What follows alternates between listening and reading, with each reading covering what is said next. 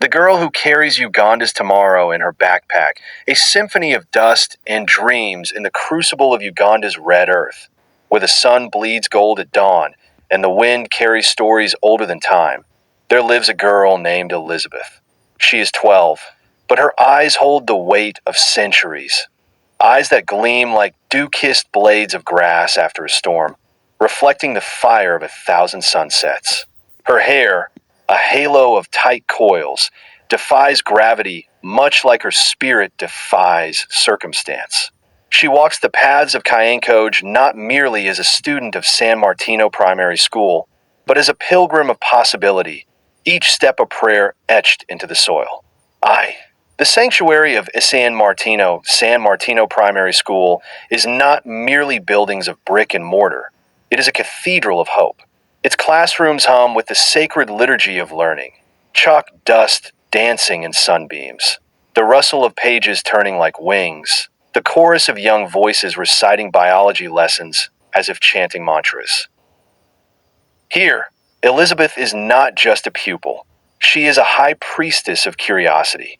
Her fingers trace the diagrams of elephants in tattered textbooks, her lips moving silently, naming every muscle, every heartbeat, every migratory path as if memorizing a lover's face.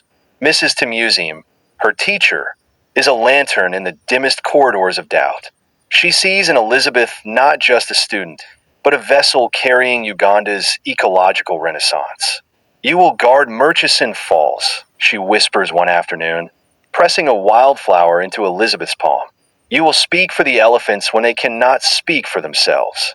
The flower wilts in Elizabeth's grip, but the promise takes root, deep, unyielding, eternal.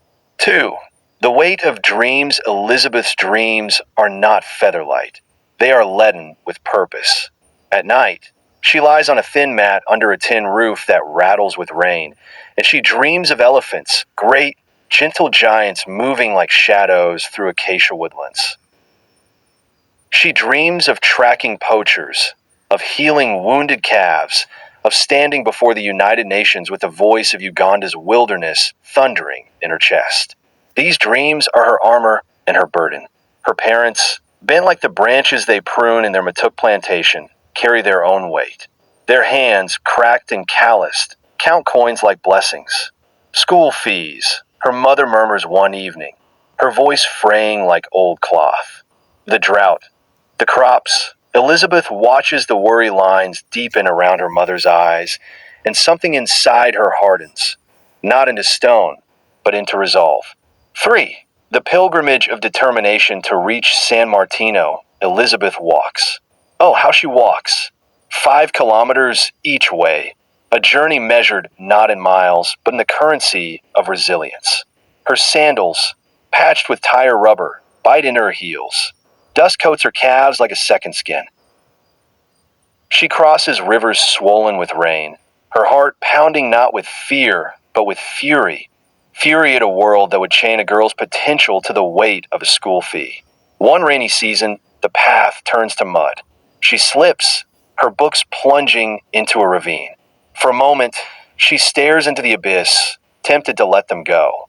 But then she remembers Mrs. Tmuseum's voice. "You are the elephant, Elizabeth. Strong, unbreakable." She scrambles down, retrieves her mud-smeared textbooks, and walks on, dripping, shivering, but unbroken. 4.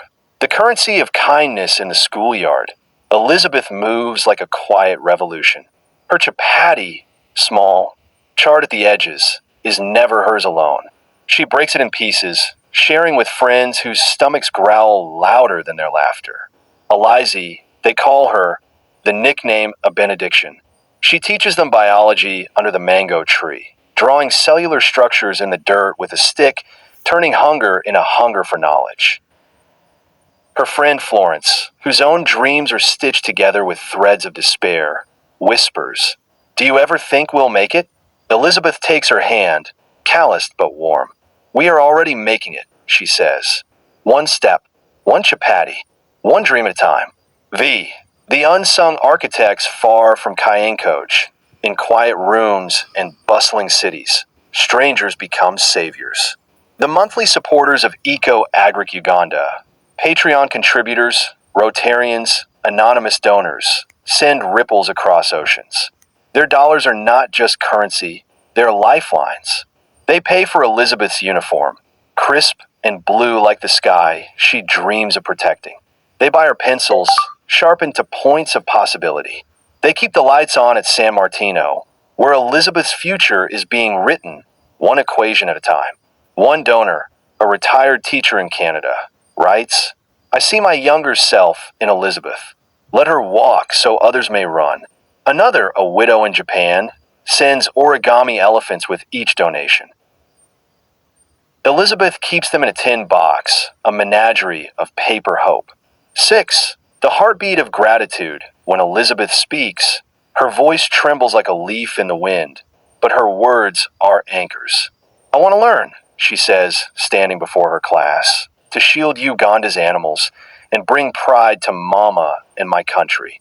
She pauses, tears tracing paths through the dust on her cheeks.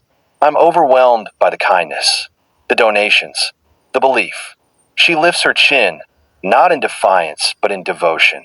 "I promise I'll help Uganda bloom like a garden after rains." The room is silent.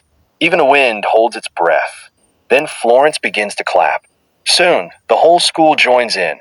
A thunderstorm of applause for a girl who carries the weight of a nation's dreams in her backpack. 7. The ripple effect Elizabeth is not just one girl. She is 94. She is the hundreds who will follow. Eco Agric Uganda sustains girls like her across the country, each with a story, each with a fire.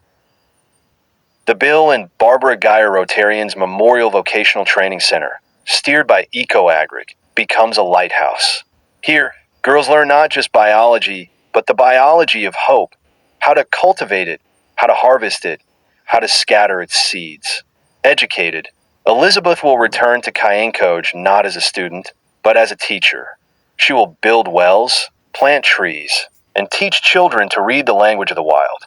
She will stand before poachers not with guns, but with knowledge, her voice the roar of a lioness protecting her cubs. 8. The Garden After Rains Uganda is Elizabeth's garden. Its soil is rich with the blood of resilience. Its rivers flow with the tears of struggle. Its mountains rise with the strength of survivors. Elizabeth tends this garden with her dreams. She waters it with determination. She prunes it with wisdom. And when the rains come, soft, persistent, life-giving, Uganda will bloom. Not just with flowers, but with futures. With girls who walk to school. With teachers who believe. With donors who care. With elephants that roam free. Elizabeth will be there, her backpack lighter now, filled not with books, but with the boundless potential of a nation reborn. She will smile, and in that smile, Uganda will see its reflection, bright, unbroken, and infinitely worthy. 9.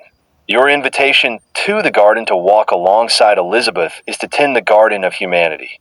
Every like, every share, every donation to Eco Agric Uganda is a drop of rain on thirsty soil.